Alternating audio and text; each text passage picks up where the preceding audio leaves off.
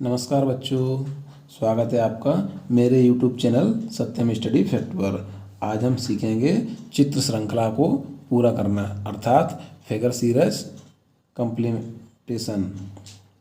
इससे पहले मैं आपको विषम चित्र को अलग करना और पैटर्न को पूरा करना सिखाया है पिछले वीडियो में। उन वीडियो को आप मेरे चैनल पर जाकर देख लें। यदि आप चैनल पर नए हैं तो चैनल को सब्सक्राइब जरूर कर लें। चलिए हम प्रश्नों को हल करते हैं। प्रश्नों को हल करने से पहले हमारा मुख्य उद्देश्य रहता है दिए गए निर्देशों को ध्यानपूर्वक पढ़ना। यदि हम दिए गए निर्देशों को सही से नहीं पढ़ेंगे तो हमारा प्रश्न क्या है, गलत हो सकता है। चलिए हम देखते हैं। यहाँ निर्देश दिए हैं। निर्देशों में बताया गया है कि इधर बाईं तरफ यानी कि लेफ्ट हैंड साइड में कुछ प्रश्न आकृतियाँ दी हैं। इन आकृतियों के बाद जो भी आकृति आएगी वह हमारा क्या होगा, आंसर होगा। चलिए हम देखते हैं। यहाँ पे हमें एक त्रिभुज दिया है, तो इसके बाद इस ब्लैंक स्थान में कौन सी आकृति आएगी, इसके लिए हमें यहाँ पर 4 ऑप्शन दिए गए हैं। हमें इन ऑप्शन में से उस आकृति का चुनाव करना है। चलिए आप जल्दी से जल्दी आंसर को कमेंट बॉक्स में टाइप करिए। चलिए मैं इससे पहले कुछ आपको ऐसे प्रश्नों को हल करने के लिए कुछ ट्रिक और महत्वपूर्ण चीज़ें बता रहा हूँ। चलिए आप देखिए ज़रा। इस प्रकार से हमारी घड़ी रहती है जिसमें हम क्या करते हैं, समय देखते हैं।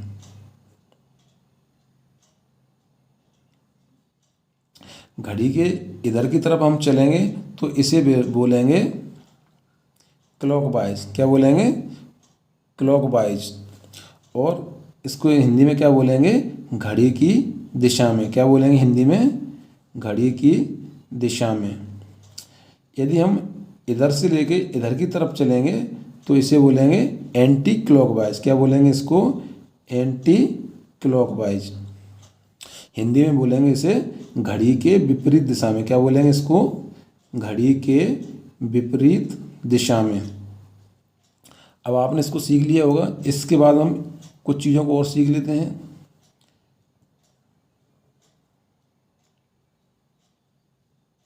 यदि इस प्रकार से 2 रेखाएं हों तो इसे हम प्रथम बिंदु मान लेते हैं। इस बिंदु से लेकर यहाँ तक की दूरी को 90 डिग्री का एंगल माना जाता है। क्या माना जाता है, यहाँ से लेकर यहाँ तक यानी कि दूसरे बिंदु तक क्या माना जाता है, 90 डिग्री का एंगल।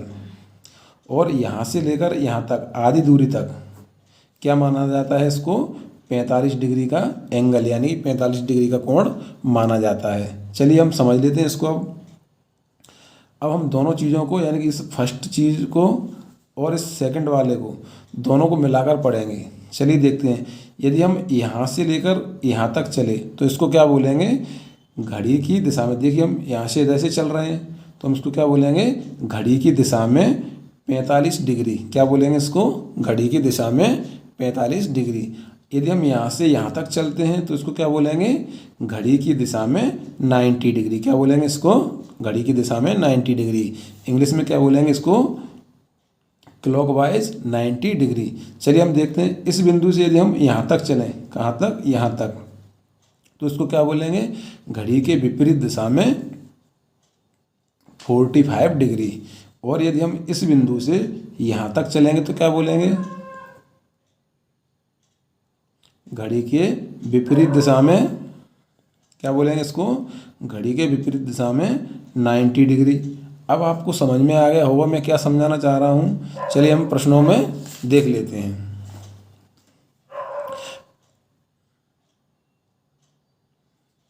पहला प्रश्न हमें दिया है, इसके समान हमें आकृति का चुनाव करना है। चलिए हम यदि इस प्रकार से हम ऐसे देखेंगे तो हमें आकृति को समझ में नहीं आएगा। चलिए हम इसके लिए हल करते हैं इसको। हम देखेंगे इस त्रिभुज के राइट साइड में यहाँ पर क्या दिया है, एक प्लस का निशान दिया हुआ है। अगली आकृति में हम देखेंगे यह प्लस का निशान यहाँ पर आ गया है, अर्थात यहाँ से चलकर इधर आ गया है। तो यह किस दिशा में चल रहा है, मैंने अभी आपको समझाया था। जल्दी जल्दी बताइए कमेंट करके। यह क्या है, घड़ी की दिशा में चल रहा है, यानी कि क्लॉकवाइज घूम रहा है। चलिए हम देखते हैं, अभी यह निशान कहाँ पर है, यहाँ पर है। अब यह कहाँ पे पहुँच गया इस आकृति में, यहाँ पर।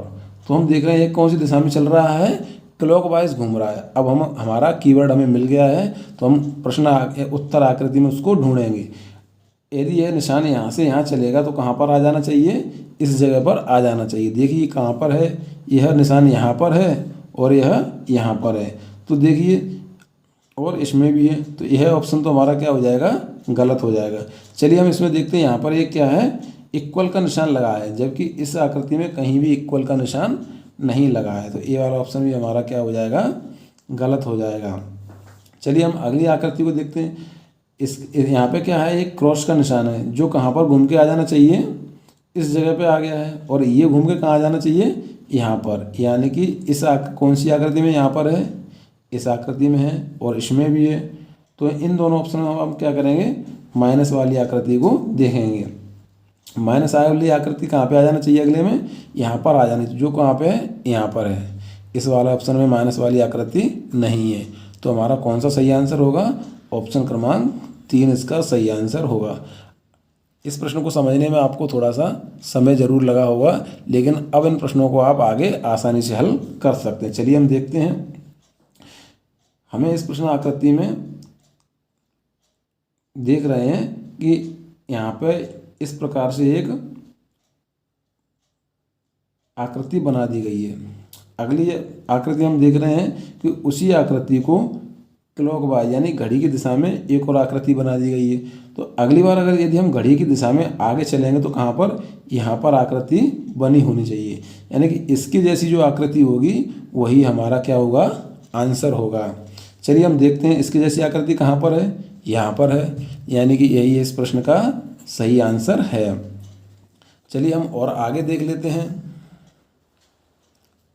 अगले प्रश्न में हमें क्या दिया है, इस प्रकार से एक घुमावदार निशान दिया है।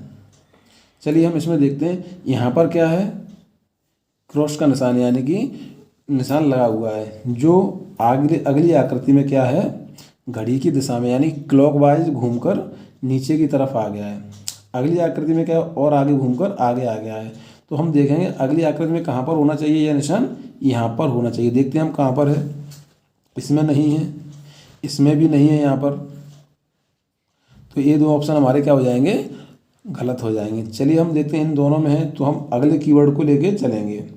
अगला कीवर्ड हमारा क्या है, इस प्रकार का सर्कल है, जो घड़ी की दिशा में घूमकर यहाँ पे आ गया है अगली आकृति में, फिर अगली आकृति में यहाँ पर आ गया। तो अगली आकृति में ये कहाँ होना चाहिए, इस जगह होना चाहिए। तो देखते हैं इस आकृति में यहाँ पर है, इसमें भी यहाँ पर है। चलिए हम अगला कीवर्ड देखते हैं।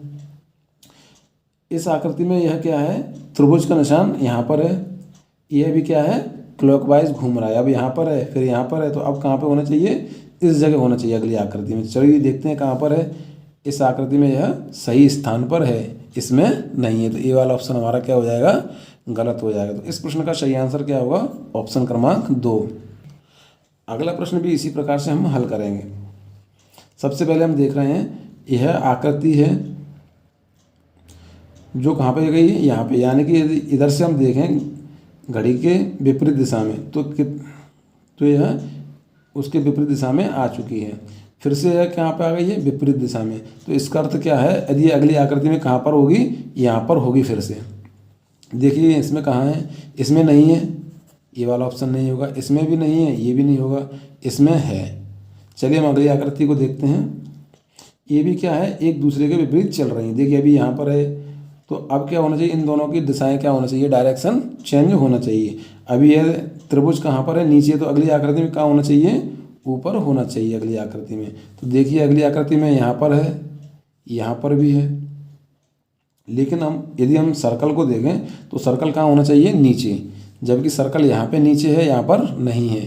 तो ये वाला ऑप्शन भी हमारा गलत हो जाएगा। तो इस प्रश्न का सही आंसर क्या होगा, ऑप्शन क्रमांक 2।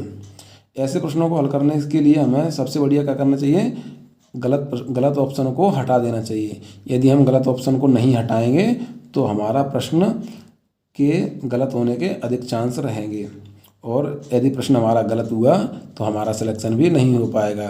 चलिए इसी बात पर नीचे जो सब्सक्राइब का बटन दिया है इसे आप जल्दी से दबाइए और हम अगला प्रश्न देखते हैं। अगले प्रश्न में हमें दिया है पहली आकृति में एक भी दिया है यानी कि सिंगल भी दिया हुआ है। अगली आकृति में हम देख रहे हैं 2 बार भी दिया है, 1 भी और 2 भी यानी कि 2 बार भी बनाए हुए। तीसरी आकृति में हम देख रहे हैं इसी भी में एक और भी बढ़ा दिया है यानी 3 बार भी बनाया है। तो अब हमें समझ में आ रहा है कि अगली आकृति में हमारे पास क्या होना चाहिए, 4 भी होना चाहिए। देखिए यहाँ पर 4 भी हैं लेकिन यह क्या है, उल्टे हो रहे हैं, तो ये वाला ऑप्शन हमारा नहीं होगा। इसमें 4 भी हैं, देखो 1 2 और 3, इसमें 4 नहीं है तो ये वाला ऑप्शन भी नहीं होगा। इसमें भी देखिए 1 2 और 3, ये वाला ऑप्शन भी नहीं होगा। तो सही ऑप्शन कौन सा होगा हमारा, 2। चित्र श्रृंखला को पूरा करने के लिए हमें सबसे पहले उसके पैटर्न को समझना पड़ेगा, यह क्लॉकवाइज है या एंटी क्लॉकवाइज है या किस प्रवृत्ति से यह बढ़ रहा है। चलिए हम अगला प्रश्न देख लेते हैं। अगला प्रश्न भी बहुत ही सरल है। चलिए आप इसको लिए मैं आपको थोड़ा सा समय दे रहा हूँ, आप जल्दी से जल्दी कमेंट बॉक्स में आंसर टाइप कीजिए। यदि आपको आंसर हल करने में टाइम लग रहा है तो वीडियो को आप रोक भी सकते हैं। यदि आपने चैनल को सब्सक्राइब नहीं किया है तो चैनल को भी सब्सक्राइब कीजिए। चलिए मैं आपको इसका आंसर समझा देता हूँ। इस चित्र में हम देख रहे हैं यहाँ पे लिखा है IPOZ। अगली आकृति में हम देख रहे हैं कि जो I है वो हमारा कहाँ चला गया है, पीछे। देखिए यहाँ पर पीछे आ गया है तो ये क्या हो गया है, POZI। अब हम देख रहे हैं जो शुरुआत वाला P है वो कहाँ चला गया है, पीछे। ये देखिए तो अब हमें समझ में आ रहा है कि ये O है वो कहाँ चला जाना चाहिए, पीछे। तो इस आकृति में पीछे है, इसमें नहीं है, इस वाले में भी नहीं है। तो हमारे 2 ऑप्शन हमने क्या करिए, हटा दिए। चलिए हम अगला देखते हैं। यदि O पीछे चला जाएगा तो शुरुआत में क्या बचेगा, फर्स्ट में हमारा Z बचना चाहिए। हम देख रहे हैं कि यहाँ पे फर्स्ट में Z नहीं है तो ये वाला ऑप्शन भी हमारा क्या हो जाएगा, गलत। तो हमारा आंसर क्या होगा, ऑप्शन क्रमांक 4। देखा बच्चों कितना आंसर है, जो कठिन लग रहा था वो कितना ही सिंपल रहता है, बस हमें मन लगाकर पढ़ना है। चलिए जल्दी से जल्दी सब्सक्राइब कीजिए बटन को। अगला और आखिरी प्रश्न देखते हैं हम। इस प्रश्न में हम देख रहे हैं इसको क्या बोलते हैं, एंकर।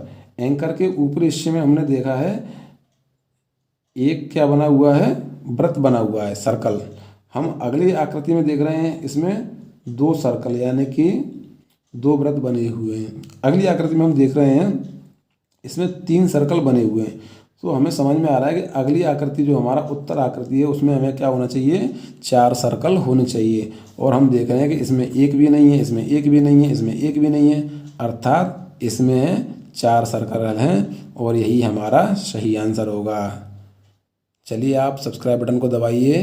धन्यवाद दोस्तों।